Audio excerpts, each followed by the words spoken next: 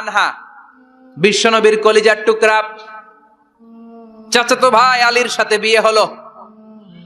আলী যখন প্রস্তাব দিল ফাতেমার কাছে, যে বলে ও ফাতেমা রাজি আছো কিনা, চুপচাপ কথা কয় না। বিশ্বনবী বুঝলেন রাজি, দুইজনকে বিয়ে পড়িয়ে দিলেন। বিয়ে পড়িয়ে দুইজনকে দাঁড় করিয়ে দিয়ে বিশ্বনবী অজু করলেন। অজু করার পরে সামান্য কিছু অজুর পানি ছিল আলীর মাথার মধ্যে ছিটিয়ে দিলেন, বরকতের পানি। সুবহানাল্লাহ কইবেন না? সুবহানাল্লাহ।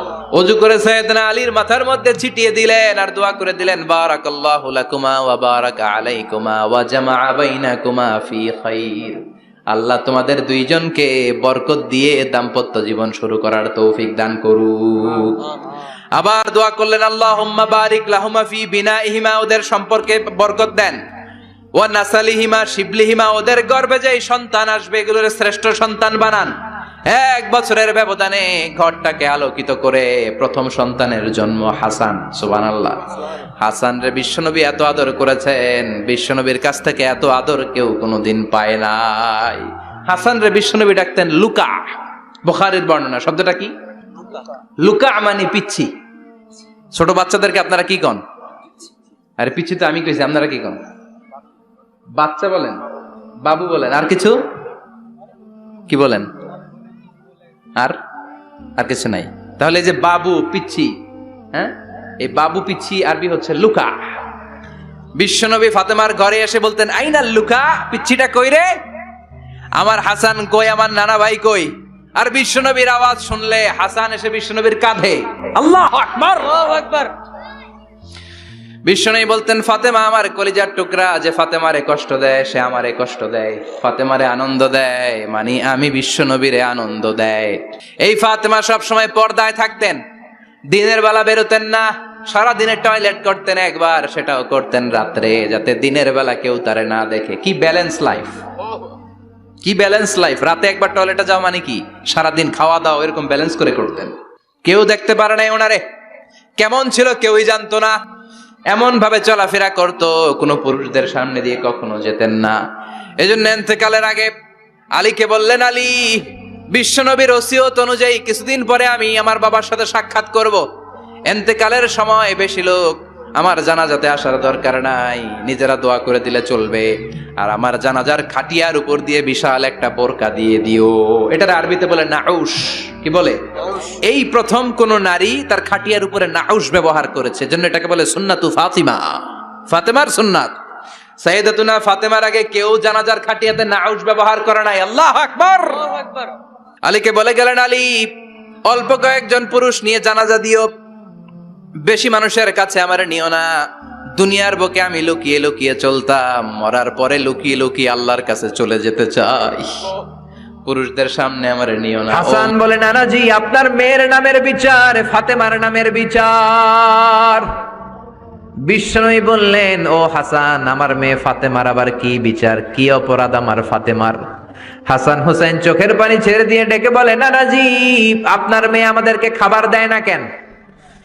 খাবার দেয় না কেন বিচার দিলাম। গতকাল সারাদিন বলেছে রাত্রিবেলা খাবার দিবে, রাতে খাবার দেয় নাই। আমাদেরকে বলেছে তোমরা ঘুমিয়ে যাও, আমি রান্না করি, সকালে দিব। ঘুমায় গেলাম, সকালবেলায় খাবার চাইলাম, আপনার মেয়ে ফাতেমা তখন আমাদেরকে খাবার দেয় না। দাদা, আমরা ছোট্ট দুইটা মানুষ ক্ষুধার জ্বালায় বেহুশ হয়ে যাই, আর সহ্য করতে পারি না, আপনার মেয়ে খাবার দেয় না। দুপুর হয়ে গেল, দুইজনে কান্নাকাটি করি, আপনার মেয়ে এখন পর্যন্ত আমাদেরকে খাবার দেয় নাই। আমরা দুজন তো আর সহ্য করতে পারি না, কেন আপনার মেয়ে আমাদের সাথে এমন করে? আপনার কাছে বিচার দিলাম, আপনি বিচার করেন। বিশ্বনবী আর কি বিচার করবেন? ধা ধা করে বিশ্বনবী চোখের পানিগুলো ছাড়েন, হুসাইনকে জড়িয়ে ধরলেন, হাসান রে জড়িয়ে ধরলেন, ডেকে বললেন, হাসান রে কাছে আয়। বিশ্বনবী শাম দেশের জুব্বা পরতেন, শাম দেশের জুব্বাটা উপরের দিকে উঠালেন, হাসান রে দেখালেন, এই তো দেখ, তোর নানার পেটের মধ্যে 3টা পাথর বাঁধা। একদিন না খেয়ে থাকার কারণে তোদের পেটে এত জ্বালা, এত কষ্ট। আমি বিশ্বনবীর পেটে গত 3 দিন যাবত কোনো দানা পানি পড়ে নাই। আমি বিশ্বনবী তো না খেয়ে আছি রে হাসান, আমি তো 3 দিন না খেয়ে আছি, আমার পেটেও তো কিছু নাই। নানাও কাঁদলেন, নাতিও কাঁদলেন, পুরো পৃথিবীও কাঁদলো, ঠিক না? ওই কঠিন ক্ষুধার দিন, ওই কঠিন দুর্ভিক্ষের দিন বিশ্ব নবী যদি তার স্পেশাল দোয়াটা করতেন, জান্নাত থেকে জিব্রাইলকে দিয়ে খাবারের বস্তা পাঠিয়ে দিত কে? ওই দিন বিশ্ব নবী দোয়াটা করে নাই। আমার জন্য, আপনার জন্য, আমাদের জন্য দোয়াটা এখনো আসরাডাই। কি দিল দরিয়া নবী ছিল, নিজের বিপদের কথা ভুলে গিয়ে, নাতির বিপদের কথা ভুলে গিয়ে, ফ্যামিলির কথা ভুলে গিয়ে উম্মতের জন্য কেঁদেছে, ঠিক কিনা? গোটা বিশ্বের জন্য শিক্ষা এনেছে, সভ্যতা এনেছে, আমাদেরকে ভদ্রতা শিখিয়েছে। আর ওই নবীরে গালি দেয় এরকম কিছু ব্লগার বাংলার জমিনে আছে না নাই? তারা মানুষ নাকি শয়তান? এগুলো পিতৃ পরিচয়হীন জারদ সন্তান, জোরে বলেন ঠিক কিনা? দুই জায়গায় কেউ যদি আমাদেরকে ইনসাল্ট করে আমরা সহ্য করতে পারি না। এক হচ্ছে কোরআন, কোরআনকে নিয়ে গালি দিলে আমাদের কলিজায় আগুন আছে না নাই? বিশ্বনবীরে গালি দিলে কলিজায় আগুন ধরে যায়। যদি না ধরে যায় তুমি মুমিন নও, তুমি মুনাফিক। চিল্লা এখন ঠিক কিনা? আসল মানুষের বড় অভাব, অন্যের দুঃখে কাঁদবে, অন্যের জ্বালা নিজের অন্তরেও জ্বালার সৃষ্টি করবে, সেই মানুষ আর নাই, ঠিক কিনা?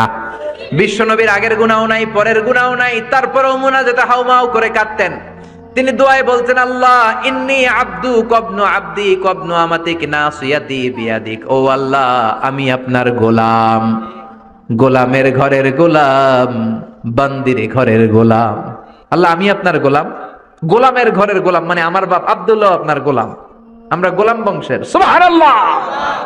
গোটা বিশ্বের শ্রেষ্ঠ মানুষটা নিজের গোলাম বলতে দ্বিধাবোধ করতো না, বলতো আমি আপনার গোলাম, গোলামের ঘরের গোলাম, বান্দির ঘরের গোলাম, নাসিয়াতি বিয়াদিক।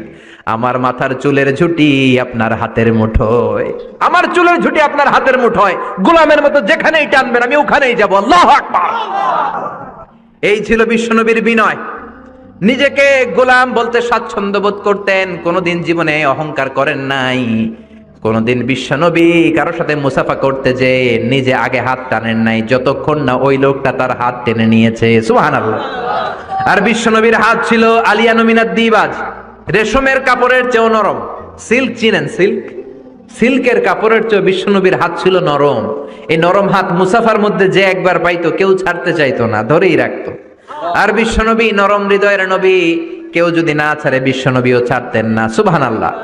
ওই নবী মুনাজাতে কাঁদতেন। এজন্য ভাইরা এই কথা বললেন না আল্লাহ আমার দোয়া শোনে না, আপনি দোয়ার মতো দোয়া করেন নাই, এজন্য শোনে নাই, ঠিক কি না? দোয়া কবুল হওয়ার রহস্য হচ্ছে চোখের পানি। বিশ্বনবী বললেন দুইটা চোখের পানি আল্লাহর কাছে সব চাইতে সেরা। এক হলো জিহাদের ময়দানে রক্তের ফোঁটা, দ্বিতীয় হলো আল্লাহর ভয়ে মোনাজাতের মধ্যে চোখ থেকে বেয়ে বেয়ে পড়া পানির ফোঁটা। আবার বিশ্বনবী বললেন অনুশোচনার চোখের পানি, চোখ দিয়ে নাকের ডগা বেয়ে বেয়ে জমিনে পড়ার আগে ওই দোয়াটা কবুল করে নেয় কে? এজন্য চাওয়ার সময় নিজেরা ছোট করেন, বলবেন আল্লাহ আমি আপনার গোলাম, গোলামের ঘরের গোলাম, বান্দির ঘরের গোলাম, আমার চাইতে ক্ষুদ্র ছোট কেউ নাই, এমন কোন গুনাহ নাই আমি করি নাই, তুমি ছাড়া আমারে পার করার কেউ নাই, ঠিক কিনা? এরকম দোয়ার মধ্যে নিজেরে ছোট করে দেন, আপনার দোয়া কবুল করবে কে? এজন্য সব সময় চাইবে একজনের কাছে, তিনি কে? একদল আছে বা এক শ্রেণীর লোক আছে, রোগে যখন পড়ে তখন আল্লাহরে ডাকে, রোগ ভালো হয়ে যায় আল্লাহরে ভুলে যায়, আছে না নাই? নির্বাচনের আগে আল্লাহরে ডাকে, নির্বাচন শেষ আল্লাহরে ভুলে যায়, আছে না নাই? সমস্যায় পড়েছে আল্লাহরে ডাকে, সমস্যা নাই আল্লাহরে ভুলে যায়, আছে না নাই? রব্বুল আলামিন বলেন স্পেশাল কিছু সময় আছে, ওই সময় দোয়া করলে দোয়া কবুল করে নেয় কে? তাহাজ্জুদের সময় দোয়া করবেন। ওয়া মিনাল লাইলি ফাতাহাজ্জাদ বিহি নাফিলাতান লাকা আসা আন ইয়াবআসাকা রাব্বুকা মাকামাম মাহমুদা। তাহাজ্জুদের নামাজ পড়লে আপনার মর্যাদা বাড়ায় দিবে কে? আল্লাহ। এখন হুজুর আমরা তো ফজরই পড়ি না, তাহাজ্জুদ কখন পড়মু? তাহাজ্জুদ তো তাদের যারা ফজর পড়ে, ঠিক কি না? ফজরই তো পড়ে না, তাহাজ্জুদ কখন? ফজরের সময় মসজিদের বেহাল দশা। ফজরের সময় যত মসজিদে নামাজ পড়লাম খালি মুরব্বি চাচাদেরকে পাওয়া যায়, ইয়াং ছেলেরা নাই। ফজরের নামাজ মুরব্বিদের জন্য নয়, ফজরের নামাজ তোমাদের মতো ইয়াংস্টার যারা আছো তাদের জন্য, ঠিক কি না? এই যৌবন বয়সের ইবাদত আল্লাহর কাছে সবচাইতে প্রিয়। খেয়াল করে বোঝার চেষ্টা করো, যুবক বয়সে যদি গভর্নমেন্ট সার্ভিস করো, বার্ধক্যে উপনীত হলে পেনশন আছে না নাই? অনুরূপ ভাবে যুবক বয়সে যদি ইবাদত করো, বার্ধক্য অবস্থায় ইবাদত করতে না পারলেও পেনশনের হিসাবে তোমার আমলনামায় সওয়াব দিয়ে দিবে কে? এজন্য যুবক বয়সের ইবাদত আল্লাহর কাছে প্রিয়। মসজিদ তখন ধরে যখন আর কাজ করার সুযোগ নাই। মসজিদে তখন যায় যখন কেউ চাকরিতে নেয় না। মসজিদে তখন যায় যখন ঘরের কেউ তার সাথে কথা বলতে চায় না, মানে বয়স হয়ে গেছে 70। তখন দাড়ি রাখে যখন শেভ করতে গেলে হয় গাল কাটবে নয় ব্লেড ভাঙবে, ঠিক না? এজন্য যুবক বয়সে মসজিদে যাও, এখন তোমাদের রক্ত গরম, যা চাও তোমরা তাই করতে পারো। যেই মুরব্বী বাবাদের দাড়িগুলো পাকা হয়ে গিয়েছে তারাও তোমাদের মতো ওই বয়সটা পার করে এসেছে, ঠিক কি না? দুদিনের দুনিয়া, অল্প কয়েকটা বছরের ব্যবধানেই তোমার চুল পাকতে শুরু করবে, তোমার এই রক্ত গরম শরীরটাও ঠান্ডা হয়ে যাবে, তোমার আশেপাশে আর কেউ ঘুরবে না, কেউ তোমারে ডাকবে না, কেউ তোমারে গুনবে না। চিল্লায় বলেন ঠিক কি না? এজন্য কিয়ামতের দিন বিশ্বনবী বলেন, বনি আদম 5টা প্রশ্নের উত্তর না দিয়ে কেউ পা নাড়াতে পারবে না। এর মধ্যে একটা প্রশ্ন হলো, যৌবন বয়সটা তুমি কেমন কাজে লাগিয়েছো? যৌবন বয়সে কি ইসলামের পক্ষে স্লোগান দিয়েছো নাকি রাম আর বামপন্থীদের দলে গিয়েছো, ঠিক কি না? যৌবন বয়সে কি তাফসির মাহফিলে গিয়েছো নাকি মমতাজের গানের কনসার্টে গিয়েছো? যৌবন অবস্থায় তুমি কি কোরআনের অর্থ পড়েছো, ইসলামী সাহিত্য পড়েছো নাকি চটি বই পড়েছো, ঠিক কি না? পাই টু পাই কিয়ামতের দিন জিজ্ঞেস করবে কে? আল্লাহ। চিল্লায় বলেন কে? আল্লাহ। এজন্য তাহাজ্জুদের অভ্যাস করেন। যারা তাহাজ্জুদ পড়ে তাদের চেহারায় একটা আলাদা গ্লেস আছে। লোকটা কালো হলেও, যদি কালো রঙের লোক হয়, একটা গ্লেস আছে। আমার অনেক কালো বন্ধু আছে। আমি মিশরে পড়েছি, students of more than 100 nationalities, we used to study, stay and dwell in the same place. 100টারও বেশি দেশের ছাত্র থাকতাম। আমার অনেক আফ্রিকান বন্ধু ছিল, কুচকুচে কালো, তেল তেলে, কিন্তু কালো হলো চেহারা একটা সৌন্দর্য আছে না নাই? এজন্য কালো মানুষও যদি তাহাজ্জুদ পড়ে চেহারায় নূর বাড়িয়ে দিবে কে? 2 নম্বরে হলো আযান আর ইকামতের মাঝখানে যদি দোয়া করে, ওই দোয়া কবুল করে কে? এটা অনেকে জানে না। আযান দিয়েছে, মসজিদে গিয়েছে, সুন্নত নামাজ পড়ে বসে আছে, কখন ইকামত হবে, আরো 5 মিনিট বাকি, মাথা চুলকায়, আছে না নাই? মোবাইল টেপাটেপি করে, ফেসবুকিং করে, ঘড়ির দিকে তাকায় আছে, ঘড়ির কাঁটাও ঘুরে, ওর মাথাও ঘুরে, আছে না নাই? তো বসে থাকবা কেন তুমি? 5 মিনিট সময় আছে, চাইতে হবে কার কাছে? বাজারে যাওয়ার সময় যেমনি আপনি লিস্ট করে নিয়ে যান, এটা লাগবে ওটা লাগবে, মসজিদে যাওয়ার সময় মোবাইলের টুকি নিয়ে যান, কাগজের টুকি নিয়ে যান। আল্লাহ আমার সুন্দরী বউ লাগবে, বউ দাও, দিবে কে? আল্লাহ। এই বেটা, দিবে কে? আল্লাহ। নেককার বিবি লাগবে, দিবে কে? গোল্ডেন এ প্লাস পেতে চাই, দিবে কে? উমরা করতে চাই, পাসপোর্টে ভিসা লাগে না, ভিসা করে দিবে কে? দুরারোগ্য ব্যাধি, অনেক ওষুধ খেলাম, অনেক দেশে গেলাম, কোন ডাক্তার ভালো করতে পারে না, কিন্তু ডাক্তারেরও বড় ডাক্তার আছে না নাই? কেউ যেটা পারে না, পারে কে? আযান ইকামতের মাঝখানে দোয়া আল্লাহ ফেরায় না। হাদিস এসেছে, দুআউ লা ইরাদ্দু বাইনাল আযানি ওয়াল ইকামা। আযান এবং ইকামতের মাঝখানের সময়টাতে দোয়া করবেন। তারপরে বিশ্বনবী বললেন, দুবুরাস সালাওয়াতিল মাকতুবা, ফরজ নামাজের পরে দোয়া করলে কবুল করে কে? আল্লাহ। এই তাসবির সুন্নাত নাই।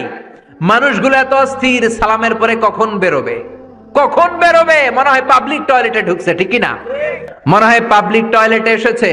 মসজিদে ঢুকেছো, আল্লাহুম্মা বলে তুমি ঢুকে গেলা আল্লাহর নাম নিয়ে, যখন মসজিদে ঢুকে গেলা তোমার মাথার উপরে রহমত ঢালছে কে?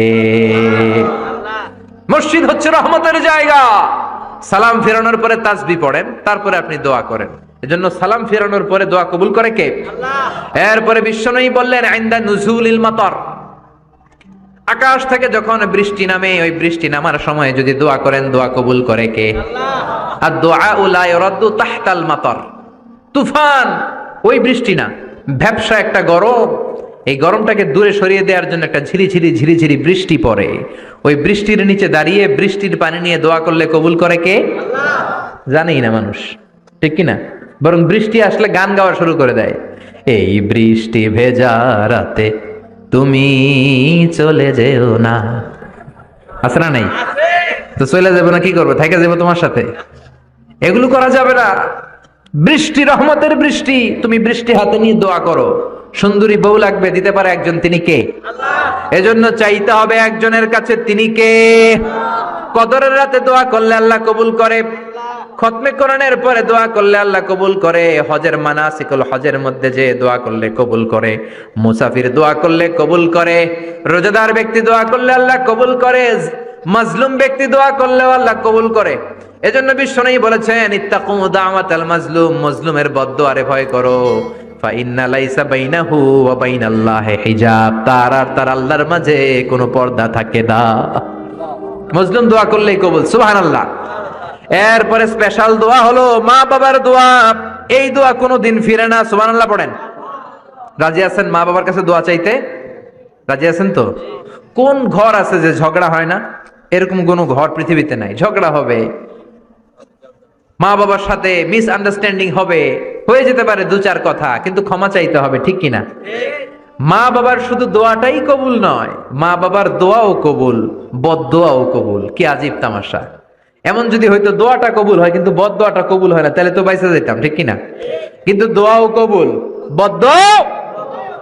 আমাদের সবচাইতে বড় পীর হবে আমার বাবা, সবচাইতে বড় পীর হলো আমার মা।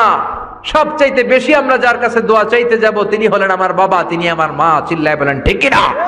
বিশ্বনবী মক্কা থেকে মদিনায় হিজরতের আগে মদিনায় দুইটা গোত্র ছিল। এই গোত্রের মধ্যে 120 বছর ধরে মারামারি। কয় বছর? 120। কেউ এই মারামারিটা বন্ধ করতে পারে না। গোত্র দুইটার নাম হচ্ছে আউস আর খাজরাজ। আউস খাজরাজের মারামারি। বাবা মরে যাওয়ার সময় ছেলের ওসিয়ত করা যায়, নসিহত করা যায়, বাবারে আমারে কোপাইছে তুইও কোপাবি। ওই বলে আবার নাতিরে কয় আমারে মারছে তুইও মারবি। তো বংশ পরিক্রমায় মারামারি চলতেই থাকে, কেউ আর থামাইতে পারে না। বিশ্বনবী মক্কা থেকে মদিনায় হিজরত করতে এসে মদিনায় বাসাবাড়ি করে 7 দিনের মাথায় 120 বছরের মারামারি থামায় দিলেন। কি নবী ছিল! মিলায় দিতেন। ফাসলিহু বাইনা আখাওয়াইকুম, ভাইয়ে ভাইয়ে মারামারি লাগলে মিলায়ে দাও। স্বামী স্ত্রীর ঝগড়া হলে মিলায়ে দিবেন। এজন্য মায়েরা, বোনেরা, বিশ্বনবী বলেছেন তাকফুরনাল আশিরা, মেয়েদের সবচেয়ে বড় একটা সমস্যা হচ্ছে স্বামীর নাশুকরি করে। স্বামী দিতে পারলে ভালো, দিতে না পারলে কয় তুমি আমার জীবনে কিচ্ছু দাও নাই। এরকম আছে না নাই? স্বামী আর স্ত্রী বানায় যেজন মিস্ত্রি সে বড় আজব কারিগর, ঠিক কিনা? এজন্য এই সম্পর্কটা সাইয়েদানা আদম আর হাওয়া থেকে শুরু হয়েছে। কিয়ামত পর্যন্ত স্বামী আর স্ত্রীর এই সম্পর্কের মাধ্যমে গোটা বিশ্বটারে জারি রেখে দিয়েছে কে? তো এই জন্য নারীদের জন্য জান্নাতে যাওয়া সহজ, তারা যদি কিছু প্রসিডিউর মেনটেন করে। বিশ্বনবী বললেন কোন নারী যদি 4টা কাজ করে ওই নারীর জন্য 8টা জান্নাতের দরজা খুলে দিবে কে? আল্লাহ। আল মারআতু ইযা সাল্লাত খামসাহা সামাত শাহরাহা আতাআত বা'লাহা হাফিজাত ফুরুজাহা ফালতাদখুল মিন আইয়ি আবওয়াবিল জান্নাতি শাআত। মায়েরা ভালো করে শোনেন, যে নারী 5 ওয়াক্ত সালাত পড়বে, রমাদানের রোজা রাখবে, স্বামীর আনুগত্য করবে, লজ্জাস্থানের হেফাজত করবে, এই 4টা কাজ করলে আল্লাহ তাআলা তার জন্য 8টা জান্নাতের দরজা খুলে দিবেন। এজন্য বিশ্বনবীও কালেকশন করতেন। তো বিশ্বনবী বললেন মহিলারা বেশি বেশি দান করো। এই কথা শোনার পরে মহিলারা দান করা শুরু করলো। কেউ নাকের ফুল, কেউ কানের দুল, কেউ হাতের বালা, কেউ পায়ের নূপুর, কেউ গলার চেইন বিশ্বনবীর হাতে জিহাদের জন্য দান করতে শুরু করলেন। বিশ্বনবীর হাত কয়টা? একটা বলে 2টা। তো 2 হাতে বিশ্বনবী আর কয়টা নেবেন? আর নিতে পারে না। বেলালরে বললেন বেলাল তোমার চাদরটা নিয়ে আস। বেলাল এরকম চাদর নিয়ে ধরলেন। বিশ্বনবী কালেকশনের ওয়াজ শুরু করলেন আর বেলাল কালেকশনের সব জিনিসপত্র গুছাতে লাগলো। কোন সুবহানাল্লাহ। এজন্য কালেকশন করাটাও সুন্নাত, তবে ওটা একটা লিমিটেশনের মধ্যে, একটা সৌন্দর্যের মধ্য দিয়ে। কিছু কিছু মাদ্রাসার ছেলে মেয়েদেরকে চাল ওঠানোর জন্য বাড়ি বাড়ি পাঠায়, আছে না নাই? এদের ছোটবেলা থেকে মানসিকতাগুলো নষ্ট করে দেওয়া হয়। কেমন করে অন্যের কাছে হাত পাতবে এটা শেখানো হয়। ইসলাম বলে আল ইয়াদুল উলিয়া খায়রুম মিনাল ইয়াদিস সুফলা, উপরের হাত নিচের হাতের চেয়ে উত্তম। যে দেয় আর যে নেয় তাদের মধ্যে সেরা যে দেয়। চিল্লায় কোন ঠিক কিনা? আবার ইসলাম বলে দেওয়ার সময়ও ভারসাম্য করে দিবা। দেওয়ার সময় কিপটামি করা যাবে না, আবার ঘরে যা আছে সবও দিয়ে দেওয়া যাবে না, ঠিক কিনা? বিশ্বনবীর গায়ে একবার একটা জুব্বা, কয়টা? এক ভিক্ষুক এসে বলে নবী আমার জুব্বা নাই, আমার জুব্বা দেন। দয়ার নবী, মায়ের নবী নিজের জুব্বাটা খুলে দিয়ে ওই ভিক্ষুকের হাতে তুলে দিলেন। এখন নবীর গায়ে কোনো জুব্বা নাই। বিশ্বনবী এখন ঘর থেকে বেরোতে পারে না। সাহাবারা এসে ঘরে নক করে, বিশ্বনবী বেরোতে পারে না। আল্লাহ আয়াত নাজিল করলেন ওয়াল্লাযীনা ইযা আনফাকু লাম ইউসরিফু ওয়া লাম ইয়াকতুরু ওয়া কানা বাইনা যালিকা কওয়ামা। মুমিন বান্দাদের গুণাবলী যখন দান করে কিপটামি করবে না, আবার অপচয়ও করবে না। এই আয়াত দিয়ে আল্লাহ বুঝাতে চাইলেন, নবীরে ধমক দিলেন, ও নবী 2টা জামা থাকলে একটা দিতেন। তিনটা থাকলে একটা দিতেন, একটা যখন ছিল এইটা দিলেন কেন? এখন নিজে পড়বেন কি? সুবহানাল্লাহ কইবেন না? ইসলাম তো ব্যালেন্সড রে ভাই, ইসলাম ভারসাম্যপূর্ণ। ইসলামের সব বিধানগুলো আপনার সাথে স্যুট করবে, ম্যাচ করবে, এটা জীবন ঘনিষ্ঠ। ইসলামে এমন কোনো বিধান দেয়া হয় নাই যেটা আপনার খারাপ লাগবে। অন্যান্য সব ধর্মের প্রতি শ্রদ্ধা রেখেই বলি, আমার ইসলাম যে আহকাম আমাদেরকে দিয়েছে এরকম বিধান কোনো ধর্মের ভেতরে নাই। চিল্লা এখন ঠিক কিনা? এরপরে কোরআন পাহাড়ের ব্যাপারে বলেছে, ওয়াজআলনাল জিবালা আওতাদা, আমি পাহাড়গুলোরে পেরেকের মতো জমিনে ঢুকিয়ে দিয়েছি। সুবহানাল্লাহ। তাহলে পাহাড়কে আল্লাহ তাআলা পেরেকের সাথে তুলনা করলেন। কিসের সাথে? পেরেক চিনেন? সবাই চিনেন? মাতোয়াইলে আছে পেরেক। কি করে পেরেক দিয়ে? কাঠের ভিতরে ঢুকে না, দেয়ালে ঢুকে। তাহলে আল্লাহ পাহাড়গুলোরে বললেন পেরেক। আচ্ছা, পেরেক যখন আমরা কাঠের ভিতরে ঢুকাই, পুরো পেরেকটা কাঠের ভিতরে ঢুকে যায়, উপরে শুধু কি থাকে? মাথাটা থাকে, ঠিক কিনা? তার মানে আমরা যে পাহাড় দেখতে পাচ্ছি এটা পাহাড়ের মাথা। পুরো পেরেক যেমনি কাঠের ভিতরে, পুরো পাহাড়টা আছে মাটির ভিতরে। চিল্লায় পড়ি আল্লাহু আকবার। জমিনে আমরা দৃশ্যমান এই পৃথিবীতে খালি চোখে যে পাহাড় দেখতে পাই, এটা আসল পাহাড় না, এটা পাহাড়ের মাথা। যেমনি পেরেক যখন কাঠের ভিতরে ঢুকে দেই, পুরো পেরেকটা কাঠের ভিতরে ঢুকে যায় কি যায় না? পেরেক নিয়ে যখন আমি হাতুড়ি দিয়ে মারলাম, পুরো পেরেকটা কই যায়? কাঠের ভিতরে, তাই না? তার মানে খালি চোখে যে পাহাড় দেখি, এটা পেরেকের মাথা যেমনি একটু দেখা যায়, এটা পাহাড়ের মাথা। আসল পাহাড় মাটির ভেতরে, উপরে যদ্দূর দেখা যায় তার কমসে কম 10 গুণ পাহাড় মাটির ভিতরে রেখে দিয়েছে কে? আবার আল্লাহ বললেন, ওয়ামিনাল জিবালি জুদাদুম বিদুন ওয়া হুমরুম মুখতালিফুন আলওয়ানুহা ওয়া গরাবিবু সুদ। পাহাড়ের মধ্যে কোন পাহাড় আমি বানিয়েছি ধবধবে শুভ্র সাদা, কোন পাহাড় আমি বানিয়েছি রক্তিম লাল, কোন পাহাড় আমি বানিয়েছি কুচকুচে কালো। 3 কালারের পাহাড়। কয় কালারের? মৌলিকভাবে ধবধবে শুভ্র সাদা পাহাড়, অথবা রক্তিম লাল পাহাড়, অথবা কুচকুচে কালো পাহাড়। আপনি পৃথিবীর পাহাড়গুলো নিয়ে যদি গবেষণা করেন, বিভিন্ন রঙের পাহাড় আপনি দেখবেন। আমি তো পৃথিবীর অনেক জায়গায় পাহাড় দেখেছি। মিশরে আমি তুর পাহাড়ের চূড়ায় উঠেছি। ওখানে যেখানে মুসা আলাইহিস সালামের কাছে আল্লাহ নূরের তাজাল্লি দিয়ে ফোকাস করেছেন, পাহাড়টার নাম তুর পাহাড়। 2 বার আমি উঠেছি এটার চূড়ায়। উঠতে আমার অনেক কষ্ট হয়েছে। ওখানে উঠে ফজরের সালাত পড়ে আমি খেয়াল করে দেখলাম তুর পাহাড়ের আশেপাশের পাহাড়গুলো কোনোটা খয়েরি, কোনোটা কালো, কোনোটা লাল, কোনোটা ধূসর। আল্লাহু আকবার। এক এক পাহাড়কে এক এক রং দিয়ে তৈরি করলো কে? পৃথিবীতে চায়না নামে একটা দেশ আছে না? চায়না একটা শহর আছে গানজু। কি নাম? আজকে যে গুগল করবা, the গানজু city located in China. চায়নাতে অবস্থিত গানজু শহরে একটা পাহাড় আছে। এই পাহাড়ের নাম রেইনবো মাউন্টেন। কি নাম? মানে রংধনুর পাহাড়। রংধনুর কয় রং? সবাই কন, আরো জোরে। 7 রং না? আমরা ছোটবেলায় মুখস্থ করতাম, বেনিয়া সহকলা, বেনিয়া সহকলা। এই 7 রঙের পাহাড় ওখানে দেখা যায়। এক জায়গায় 7 রঙের পাহাড়। সুবহানাল্লাহ কইতে পারলেন না? মজা করে বানালো কে? সুনানে তিরমিজি আর মুস্তাদরাকে হাকিম, মুসনাদে আহমদ ইবনে হাম্বলের হাদিস। আল্লাহ যখন পৃথিবী বানালেন, এই পৃথিবীটা ঘোরার পাশাপাশি কাঁপাকাঁপি শুরু করে দিল। এই পৃথিবীর কাঁপাকাঁপি বন্ধ করার জন্য রব্বুল আলামিন পৃথিবীর মধ্যে পাহাড় গেড়ে দিলে। 7টা tectonic plate, 7 tectonic plates creates the mountain range on earth. 7টা টেকটনিক প্লেট আল্লাহ দিলেন। পৃথিবী সৃষ্টি করার পরে পৃথিবী কাঁপে। আল্লাহ পাথর দিয়ে পেরেক মারলেন, পৃথিবী আর কাঁপে না। সুবহানাল্লাহ করো। ফেরেশতারা দেখে তো অবাক।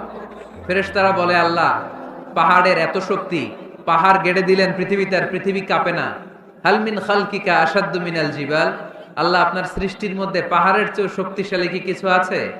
আল্লাহ বললেন, নাম আছে। আল হাদিদ, লোহা। লোহা পাহাড়ের চেয়ে শক্তিশালী, কারণ লোহা পাহাড়ে মারলে পাহাড় ভেঙে যায়, ঠিক কিনা? ফেরেশতারা আরো অবাক, লোহা এত শক্তিশালী? হাল মিন খালকিকা আশাদ্দু মিনাল হাদিদ। আল্লাহ, তাহলে লোহার চেয়ে শক্তিশালী মনে হয় কিছু নাই, আছে? আল্লাহ বললেন, নাম আছে। আন্নার, আগুন, কারণ আগুনের মধ্যে লোহা ফেলে দিলে লোহা গলে যায়, ঠিক কিনা? ফেরেশতারা তো আরো অবাক। ফেরেশতারা বলে, তাই নাকি? আগুন এত শক্তিশালী, তো হাল মিন খালকিকা আসাদ্দু মিনান নার, আল্লাহ আপনার সৃষ্টিতে আগুনের চেয়ে শক্তিশালী কিছু আছে? আল্লাহ বলে আছে। আলমা, পানি, কারণ আগুনের মধ্যে পানি ঢাললে আগুন পাওয়া যায়। ফেরেশতারা তো এবার আরো অবাক, পানি এত শক্তিশালী, ওই পানি গট গট গট গট করে আমরা খাই। নবী আমার যেটা খেতে বলেছেন, এটা খেলে আমাদেরকে সুস্বাস্থ্য দান করবে কে? তার মানে প্রাণীবিদ্যায় আমরা কোরআন থেকে যে তথ্য পেয়েছি, এই তথ্যের সাথে বিজ্ঞানের তথ্যের মিল আছে না নাই? কোনো অমিল আছে? কিন্তু বিজ্ঞান যদি কোনো অমিল খুঁজে পাওয়া যায়, বিজ্ঞানী বাবাজিদের কি করতে হবে? কি করতে হবে? They have to wait unless they get their final discoveries, the latest and modern invention. তাদের নতুন ইনভেনশন যতক্ষণ না আসে বসে থাকতে হবে, কারণ তোমাদের কথা ফাইনাল না। বিজ্ঞানের সবচেয়ে বড় থিওরি যে বিজ্ঞানের কোনো থিওরি ফাইনাল না, আর কোরআনের সবচেয়ে বড় থিওরি কোরআন যাই বলেছে তাই মনে থাকবে। এজন্য কোনো কিছু যদি বিজ্ঞানী ভাইয়েরা অমিল পান, ওয়েট, বসেন, রিল্যাক্স, চা খান, ঠান্ডা মাথায় চিন্তা করেন, আরো গবেষণা করেন, যেটা অমিল পাইছেন গবেষণা বেশি বেশি করলে ওইটা অমিল পেয়ে যাবে, ঠিক কিনা? যারা অন্ধকারে সুন্দরী নারী পেলে ধর্ষণ করতে দেরি করে না, চিল্লায় বলো ঠিক কিনা? এই জন্য নারীদেরকে সম্মান দিয়েছে ইসলাম। সাইয়েদনা আদম আলাইহিস সালাম আর হাওয়া আলাইহিস সালামকে শয়তান জান্নাতে নেকেট করতে চেয়েছে। ওই শয়তানের মিশন দুনিয়াতে আজ আছে না নাই? আল্লাহ বললেন ওয়াত-তিনি ওয়াজ-যাইতুনি ওয়া তুরি সিনিনা ওয়া হাযাল বালাদিল আমিন। তো সূরা ৩ এর কসম কাটলো কে? ডুমুর ফলের কসম কেটেছেন। এরপর আল্লাহ বলেছেন ওয়াজ-যাইতুন, যাইতুনের কসম। যাইতুন মানে অলিভ অয়েল, যাইতুন মানে কি? Olive oil. জলপাই, বাংলায় বলে জলপাই। বাংলায় কি বলে? জলপাই। জলপাই খাইছেন আপনারা? জি। বাংলাদেশের জলপাই আর আরব দেশের জলপাইয়ের মধ্যে একটু পার্থক্য আছে। এই যাইতুন, অলিভ অয়েল বা জলপাই, এটা হিল ট্রাক্টস, পাহাড়ি এরিয়াতে জন্মায়। বিষ্ণু বলেছেন কুলু যাইত ওয়াতাহিনু, যাইতুনের তেল খাও, তেল দাও, তেল মালিশ করো। যাইতুনের তেলে আল্লাহ বরকত ঢুকায় দিয়েছে। আপনার দেহের যে ব্যাড কোলেস্টেরল লেভেল আছে এটাকে নামিয়ে ফেলবে, সুবহানাল্লাহ পড়েন। যাইতুনের তেল দাড়িতে মাখবেন, চুলে মাখবেন, দাড়ি চুল সহজে পাকবে না।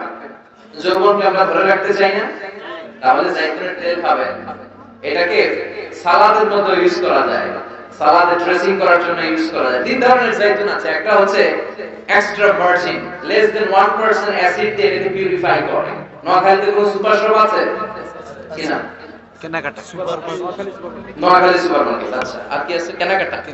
এই কেনাকাটা বা স্বপ্ন বা আগরা, এগুলোর ভিতরে আপনারা এই যাইতুনের তেল পাবেন। এটা খাবেন, এটা বাচ্চাদের গায়ে মালিশ করবেন। চামড়ার মধ্যে মালিশ করলে, ম্যাসাজ করলে চামড়ার ত্বকের মধ্যে ভাঁজ পড়বে না, আপনার যৌবন আপনি ধরে রাখতে পারবেন। আলহামদুলিল্লাহ পড়েন।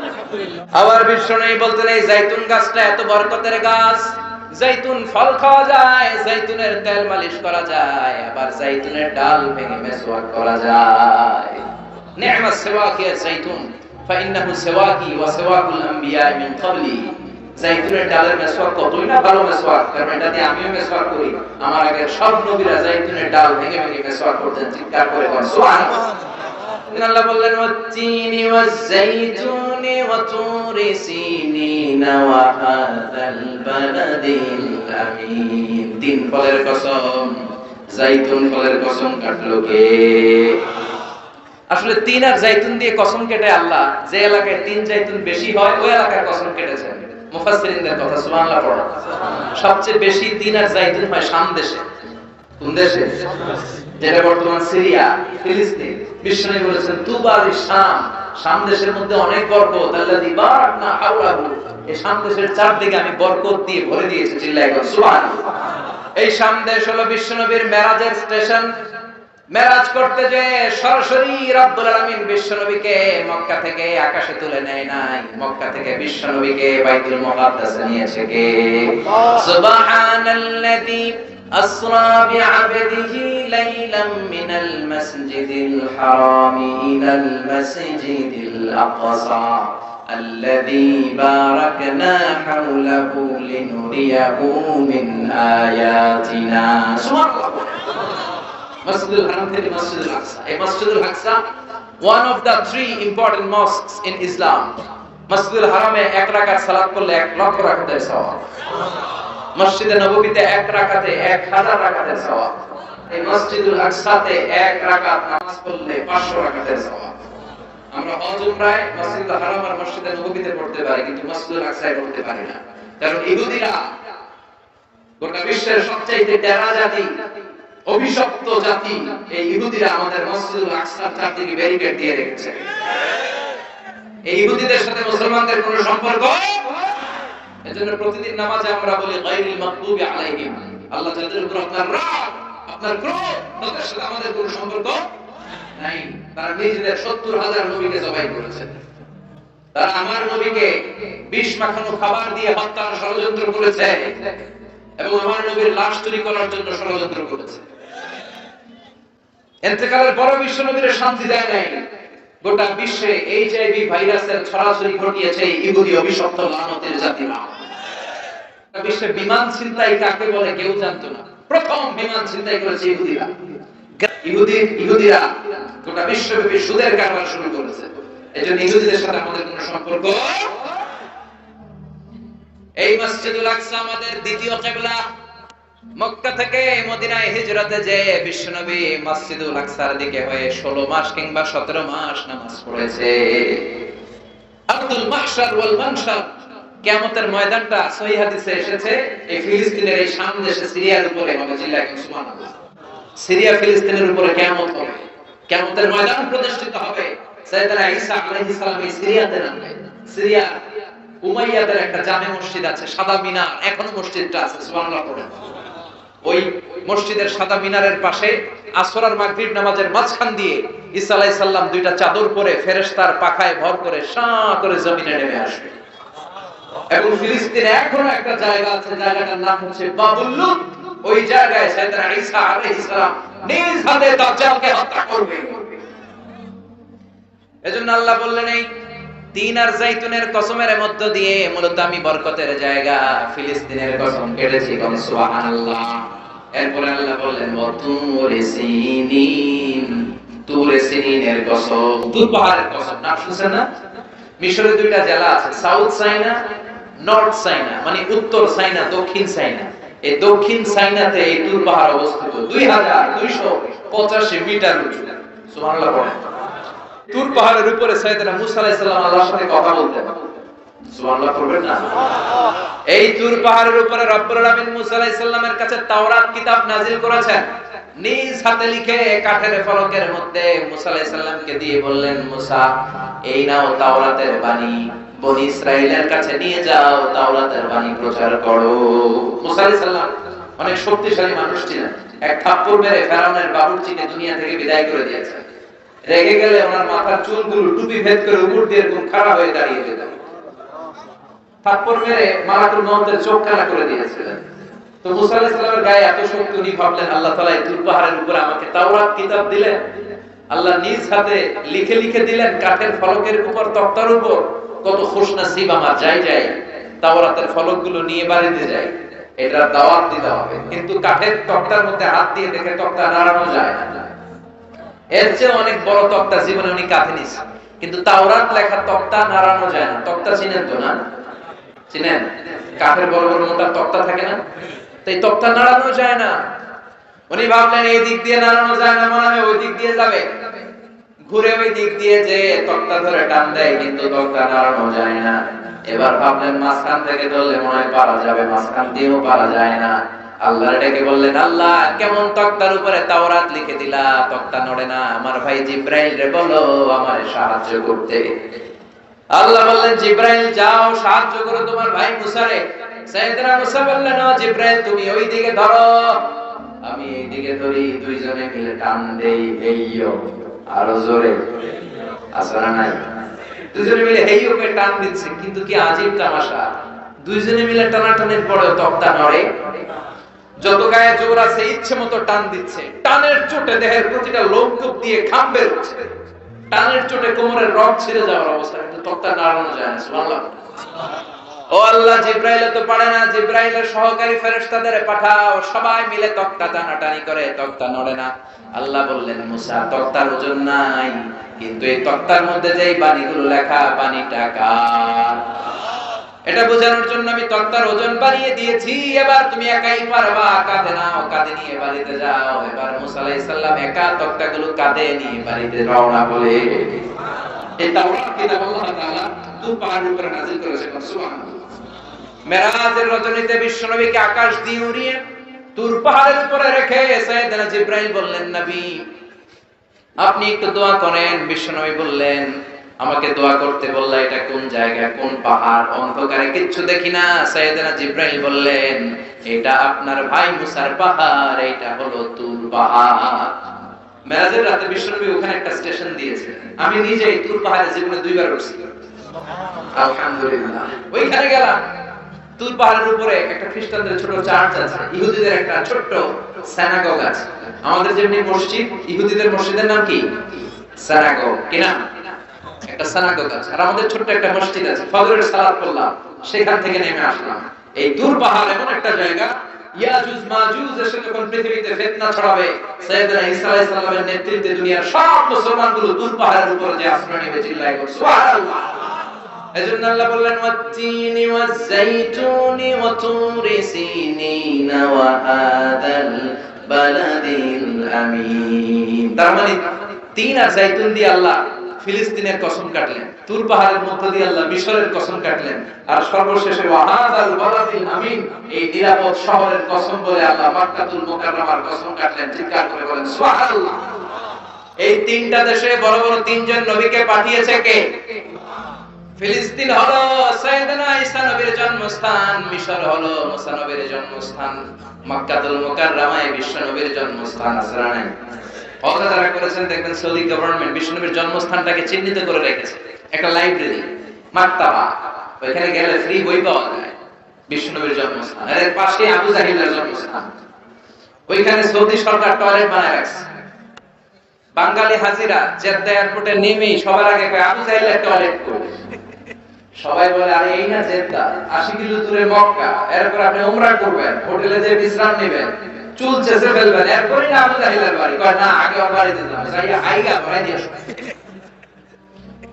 বিশ্ব নবীর জন্য মানুষের কত ভালোবাসা, বিশ্ব নবীর জন্য মানুষের কত মায়া, তার বিপরীতে আবু জাহিলের প্রতি ঘৃণা গোটা বিশ্বের মানুষের আছে না নাই? কারণ আবু জাহিল হলো জঙ্গি, বিশ্ব নবী হলো মুজাহিদ। ঠিক না? এজন্য বিশ্বনবী বলতেন, মক্কা তো আহাব্বুল বিলাদ ইলাইয়া, মক্কা হলো আমার কাছে সবচাইতে প্রিয় জায়গা।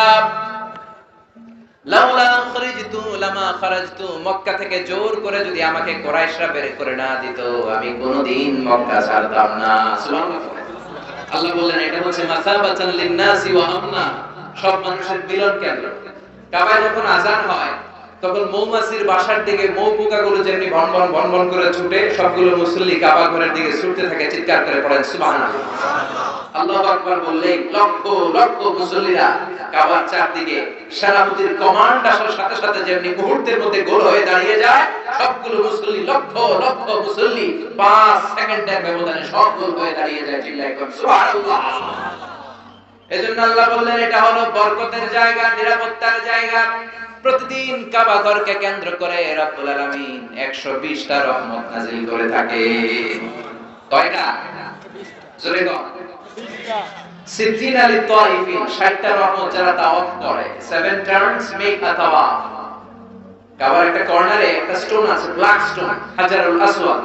এটাতে কিস করলে জীবনের সব গুনাহ এই স্টোনে পাথরটা টেনে নিয়ে যায়।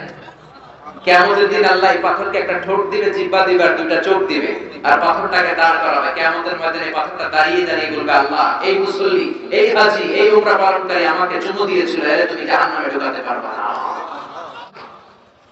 120টা রহমতের মধ্যে থেকে 60 আলিল তাইফিন, 60টা রহমত তাওয়াফকারীদের জন্য। 40 আলিল মুসল্লিন, 40টা রহমত যারা কাবার চারদিকে নামাজ পড়ে তাদের জন্য। ওয়াল 20 লিন নাযিরিনা ইলাল কাবা, বাকি 20টা রহমত যারা তাওয়াফ করে না, নামাজ পড়ে না, শুধু কাবার দিকে নজর করে তাকিয়ে থাকে। কাবার দিকে নজর করে তাকালেই সব। যেতে মনে চায় না? কাবার দেখতে মনে চায়? কার কার হাত তুলে আল্লাহ দেখা। কসম কাটলেন 3টা, চিৎকার করে বলতে হবে কয়টা? তিনটা কসম কেটে কত গুরুত্বপূর্ণ একটা কথা বলবেন, এটা না শুনেই চলে যাবেন? আল্লাহ বললেন লাকাদ খালাকনাল ইনসানা ফি আহসানি তাকওয়িম, আমি মানুষকে অসাধারণ চমৎকার এক আকৃতি দিয়ে তৈরি করেছি। সুবহানাল্লাহ। মানুষের আকৃতি গঠন যে কত সুন্দর আপনি কল্পনাও করতে পারবেন না। যারা হিউম্যান অ্যানাটমি, প্রাণীবিদ্যা বা মরফোলজি, আকৃতি সংক্রান্ত জীববিদ্যা নিয়ে পড়াশোনা করে তারা বুঝবে মানুষের চেহারার সাথে পৃথিবীর কোন প্রাণীর কোন মিল আছে? পৃথিবীর সবগুলো কুকুরের কেন্দ্রীয় চেহারা প্রায় একরকম, পৃথিবীর সব ছাগলের চেহারা একরকম, সব গরুর চেহারা একরকম, কিন্তু পৃথিবীতে 700 কোটি মানুষের বসবাস, একটা মানুষের চেহারার সাথে আরেকটা মানুষের চেহারার মিল আছে? আরো কত 700 কোটি পৃথিবীতে ছিল এখন কবরবাসী, আরো কত 700 কোটি কিয়ামতের আগ পর্যন্ত আসবে। একটা মানুষের চেহারার ব্লুপ্রিন্টের সাথে, ডিজাইনের সাথে পৃথিবীর আরেকটা মানুষের চেহারার কোনো মিল আছে?